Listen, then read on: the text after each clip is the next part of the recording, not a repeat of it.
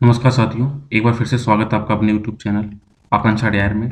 इस बेहद ही खास सीरीज में बात करते हैं करंट अफेयर्स की, साथ ही साथ करते हैं उनका एनालिसिस, जो ना केवल आपकी यूपीएससी और जितने भी स्टेट के पीसीएस एग्जाम हैं, उनके लिए सहायक है, बल्कि अन्य जितने भी कॉम्पिटिटिव एग्जाम हैं, चाहे वो एसएससी हो, बैंकिंग हो, रेलवे हो, फोर्सेस एग्जाम हो या फिर टीचिंग या ऐसे जितने भी एग्जाम जिसमें करंट अफेयर पूछे जाते हैं, उन सभी में क्या है, आपका ये सेशन ना केवल आपके लिए आवश्यक है, बल्कि इसके पीछे के फैक्ट समझने के लिए, उसके पीछे की जानकारियों को एकत्रित करने के लिए और आखिर क्यों हो रहा है, इन सब बारे में जानने के डिटेल में विश्लेषण इस सेशन में किया जाता है। तो इसी तरह के वीडियो को प्राप्त करने के लिए और अन्य टॉपिक को कवर करने के लिए आप जुड़िए हमारे यूट्यूब चैनल आकांक्षा डीआर के साथ। यदि आप चैनल पर नए हैं तो चैनल को लाइक करिए, सब्सक्राइब करिए, शेयर कीजिए और हाँ, बेल आइकन जरूर प्रेस कर लीजिएगा, जिससे कि मेरे द्वारा अपलोड किए गए वीडियो की नोटिफिकेशन आप तक पहुंच पाए और आप सबसे पहले मेरे वीडियो को देख पाएँ।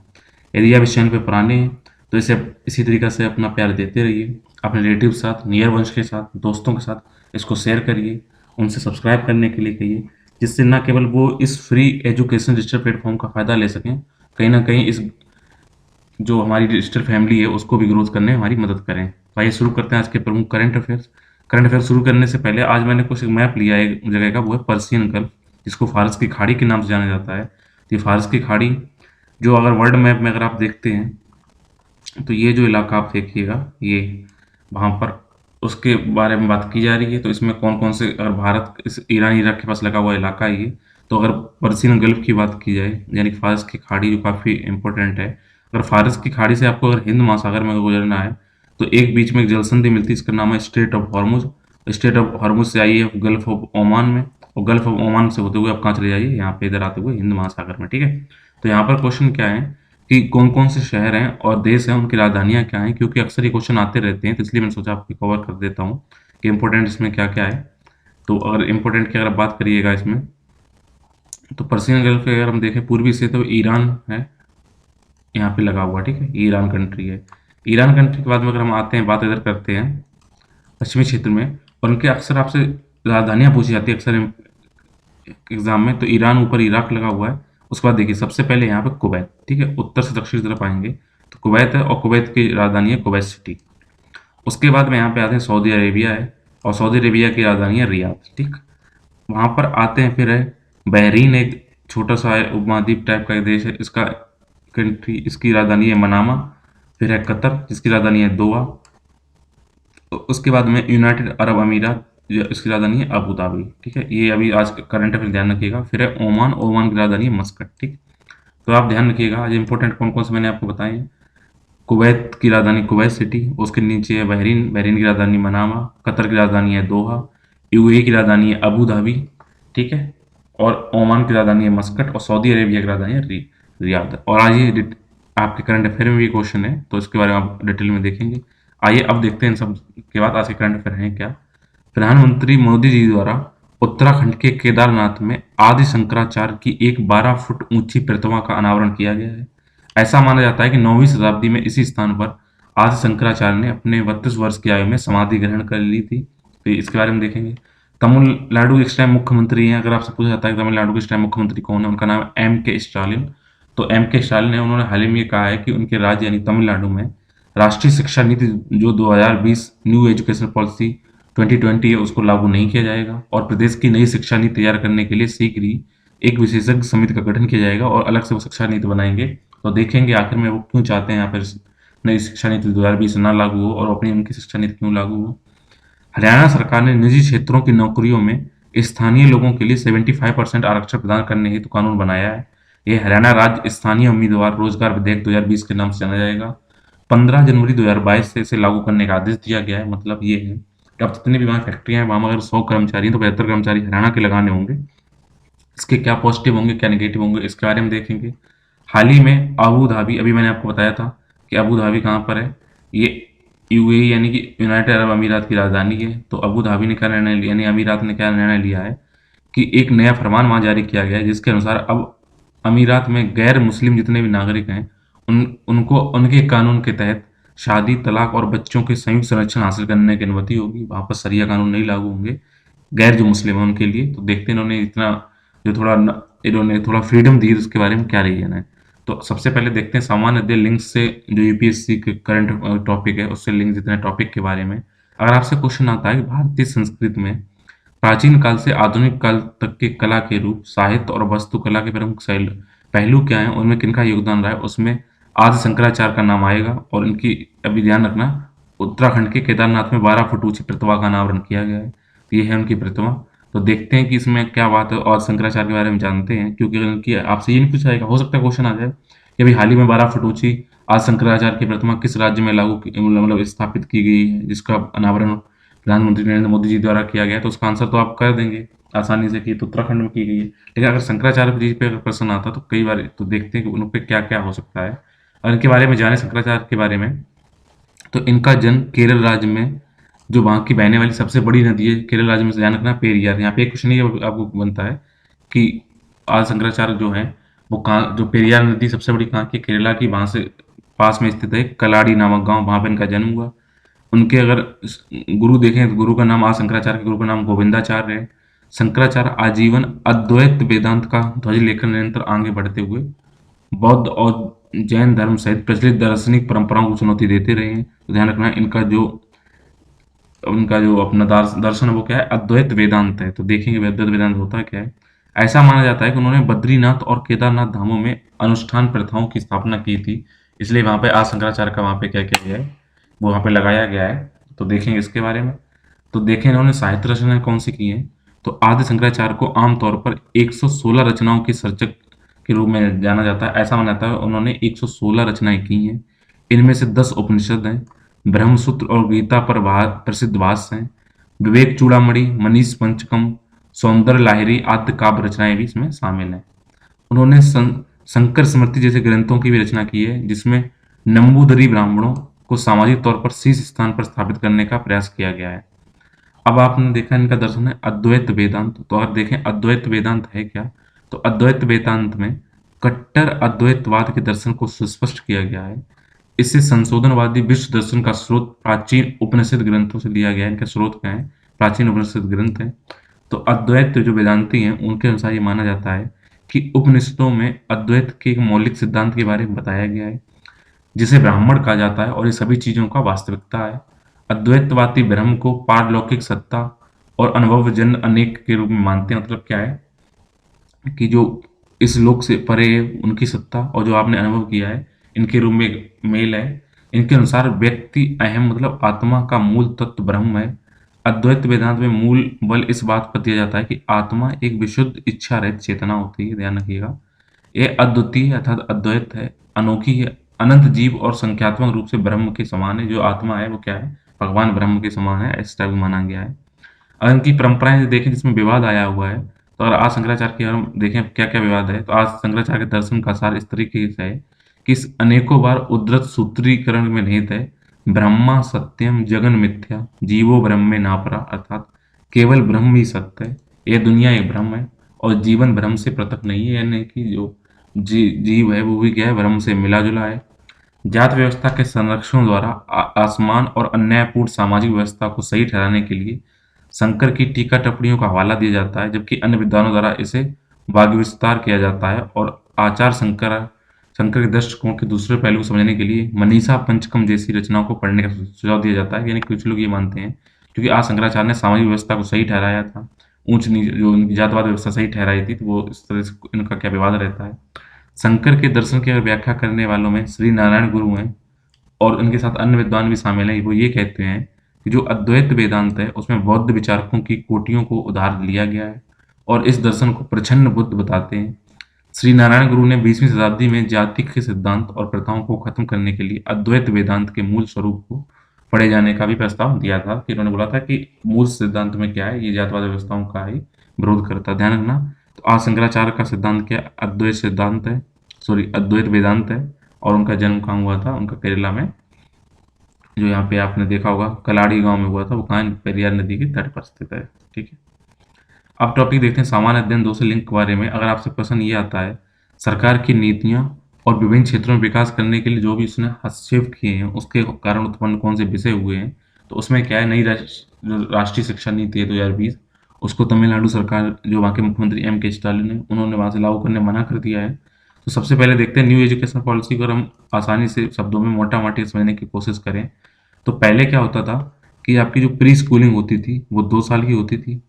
10th यानी कि केजी फर्स्ट तक, और 1 से लेकर 10 तक 10 साल का होता था, और 2 ईयर का होता था 11 और 12। अब सिस्टम क्या कर दिया है, 5-3-3-4। अगर आपसे आता है कि न्यू एजुकेशन पॉलिसी में कॉम्बिनेशन क्या है, तो कॉम्बिनेशन है 5-3-3-4। ठीक है।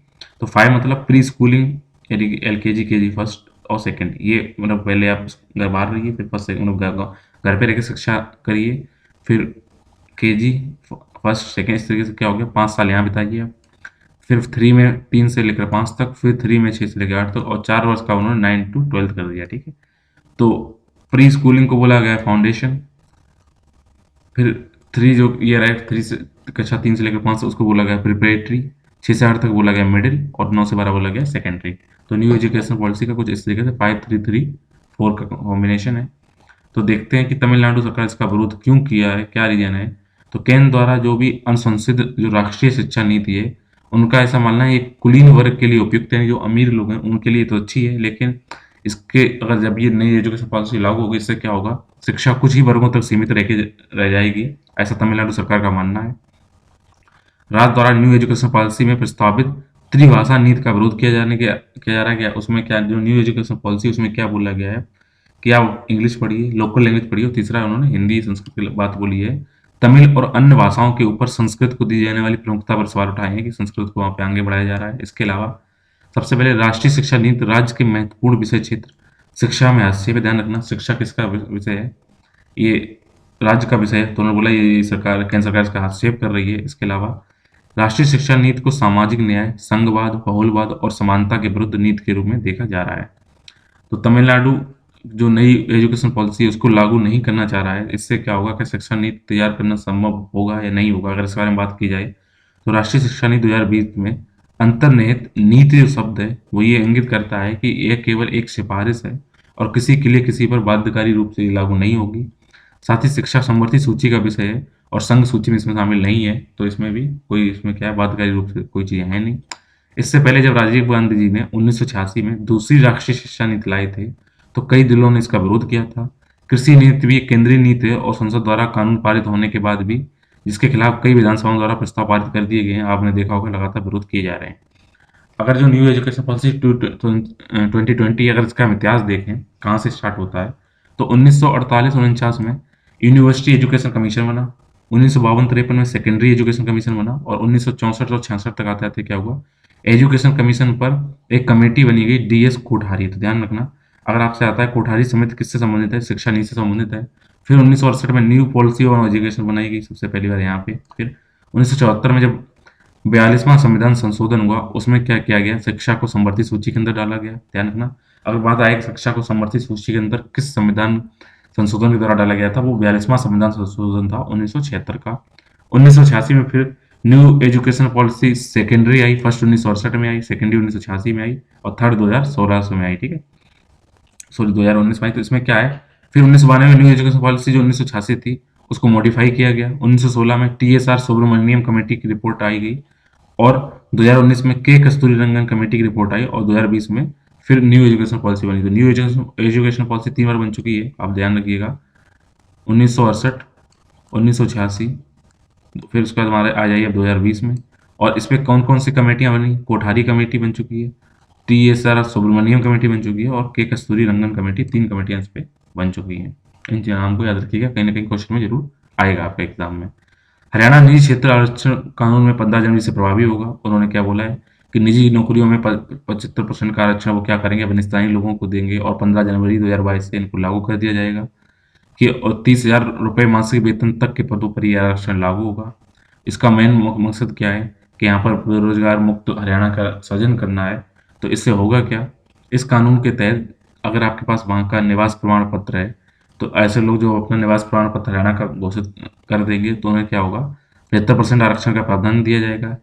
ये कानून 10 वर्ष की अवधि तक लागू होगा, और 30,000 रुपये से कम सकल मासिक वेतन, टोटल अगर आपकी आय पूरा, अगर आपको सैलरी 30,000 रुपये से कम मिलेगी तो उसमें इसको लागू किया जाएगा। 30,000 से ऊपर वाली सैलरी में ये लागू नहीं होगा।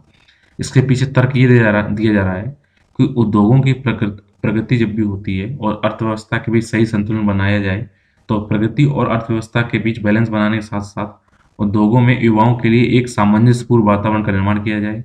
अगर इसमें देखिए चिंता वाली बात क्या है कि अगर आप ऐसा करेंगे तो हो सकता है कि स्किल लेवल ना मिल पाए, इतने कम सैलरी मतलब 15-18 हज़ार में स्किल लेवल ना मिले, तो क्या होगा, मल्टीनेशनल कंपनियां राज्य से बाहर जा सकती हैं, तो उद्योगों पर भी प्रतिकूल प्रभाव पड़ेगा। इसके अलावा इसमें आरक्षण उत्पादकता और उद्योगों की जो कंपटीशन है उसको क्या करेगा, कहीं ना कहीं प्रभावित करेगा। इस कानून में विवाद क्या है, अगर नौकरियों में निवास के आधार पर आरक्षण का सवाल किया जाए तो शिक्षा में अधिवास के आधार पर आरक्षण काफी सामान्य है, लेकिन अदालतों द्वारा इसके लेकर रोजगार संबंधी मामलों में लागू करने के खिलाफ हमेशा रही है। वो कहती हैं शिक्षा में आप आरक्षण दीजिए, अपने लोगों को आप शिक्षा दीजिए, आरक्षण दे सकते हैं, लेकिन अगर आप निवास स्थान के स्थान पर जगह को आप एक क्राइटेरिया बनाकर अगर स्थानीय लोगों को ही रोजगार देंगे, बाहरी लोगों को रोजगार नहीं देंगे, तो हर राज्य ऐसा करने लगेगा, तो लोग फिर क्या होगा, सही से रोजगार हो नहीं पाएंगे। ये नागरिकों को जो समानता का अधिकार है, जो मौलिक अधिकार है, उसके प्रति क्या है, प्रश्न खड़े करता है। इसके अलावा निजी क्षेत्र के लिए रोजगार में आरक्षण का पालन करने को विवश करने का एक मुद्दा है कि आप केवल निजी क्षेत्रों को विवश कर रहे हैं कि आप रोजगार में आरक्षण दीजिए, सरकारी में ऐसा नहीं हो रहा है। तो लोक रोजगार में आरक्षण लागू करने के लिए राज्य को संविधान का अनुच्छेद 16(4) है, उससे शक्ति प्राप्त होती है, लेकिन संविधान में निजी क्षेत्र के लिए रोजगार में आरक्षण लागू करने हेतु राज्य की शक्तियों के संबंध में कोई स्पष्ट प्रावधान नहीं है। इसके अलावा अगर कानून कि जो हम अगर संविधान का अनुच्छेद 19(1)(g) देखें, जिसमें क्या है कि न्यायिक परीक्षण का सामना करने में विफल हो सकता है कि आप सभी आजीविका पाने का अधिकार देश के अंदर है, उसमें क्या होगी, दिक्कत आएगी। आज का आखिरी और इम्पोर्टेंट टॉपिक क्या है, अबू धाबी में गैर मुस्लिम नागरिक जो विवाह हैं उनके लिए स्वीकृति दी गई है। तो ध्यान रखिएगा कि अबू धाबी में अब क्या है, अगर आप मुस्लिम नहीं हैं और वहाँ अबू धाबी में यानी यूनाइटेड अरब अमीरात में रहते हैं और वहाँ पर आपको शादी, अगर आपकी शादी में तलाक होता है, बच्चे होते हैं, उनके संयुक्त संरक्षण के लिए जो भी कानून होंगे अब आपके हिसाब से चलेंगे, वहाँ पर शरिया कानून लागू नहीं होगा। इसका उद्देश्य क्या है कि एक क्या करना है, एक सामान्य जीवन, ऐसा नहीं कि अगर आप मुस्लिम नहीं है तब भी वहाँ पे वही कानून लागू किए जाएं, इससे होगा क्या, तो संयुक्त अभी अमीरात में जो क्या है, अगर अगर ये कानून लागू नहीं, अगर केवल मुस्लिम के हिसाब से आपको चलना होगा तो जो गैर मुस्लिम लोग हैं वो क्या करेंगे, वहाँ जाने से कतराएंगे, जिससे प्रतिभा वहाँ पे पहुँच नहीं पाएगी और कौशल के लिए दिक्कतें आएंगी, जो कि स्किल लेबर वहाँ पे गैर मुस्लिम नहीं जा पाएगी। तो इससे अब इन्होंने क्या किया है, ऐसा कानून बना के ये करना चाहते हैं कि प्रतिभा और कौशल के लिए सबसे आकर्षक स्थल बनाने ताकि वैश्विक कंपटीशन को वृद्धि करना है। यह क्षेत्रीय वाणिज्य केंद्र के रूप में अपनी प्रतिस्पर्धा बढ़त बनाए रखने के लिए संयुक्त अरब अमीरात का एक नवीनतम कदम है। इससे पहले यहाँ अन्य खाड़ी देशों के समान शादी और तलाक पर व्यक्तिगत स्थिति कानून इस्लामिक शरिया के सिद्धांत पर आधारित था, लेकिन अन्य खाड़ी देशों की तरह अब इन्होंने क्या किया है, ये चीज़ें चेंज कर दी। खाड़ी देश कौन है, मैंने आपको स्टार्टिंग में बता ही दिया है। अब अगर डिटेल में देखें, यूएई के बारे में देखें तो यूनाइटेड अरब अमीरात है, तो इसकी राजधानी अगर आपको मैंने बता दी, ये क्या है, अबू धाबी है। तो आपको बताना चाहिए इस टाइम जो आपका 2020 वर्ल्ड कप चल रहा है इस टाइम पे, वो कहाँ, अबू धाबी और दुबई, अक्सर आपने नाम सुने होंगे, तो ये ध्यान रखिएगा यूनाइटेड अरब अमीरात में क्या हो रहा है, यहाँ पे वर्ल्ड कप भी किया जा रहा है 2020 का, क्रिकेट का। इसी के साथ आज के जितने करंट अफेयर होते हैं उनका एनालिसिस कंप्लीट होता है। उम्मीद है ये आपको समझ में आ रहे होंगे। अगर आप इसका पीडीएफ फॉर्म चाहते हैं तो कमेंट बॉक्स में अपना ईमेल अकाउंट एड्रेस लिखिए, तो उसको मैं आपको इसमें सेंड कर दिया जाएगा। अगर इसमें कोई दिक्कत है तो कमेंट बॉक्स में लिखिए, उसको दूर करने का हर संभव प्रयास किया जाएगा। नहीं तो मिलेंगे एक अगले टॉपिक के साथ अगले वीडियो में, तब तक आप जुड़े रहिए मेरे यूट्यूब चैनल आकांक्षा के साथ। Thank you.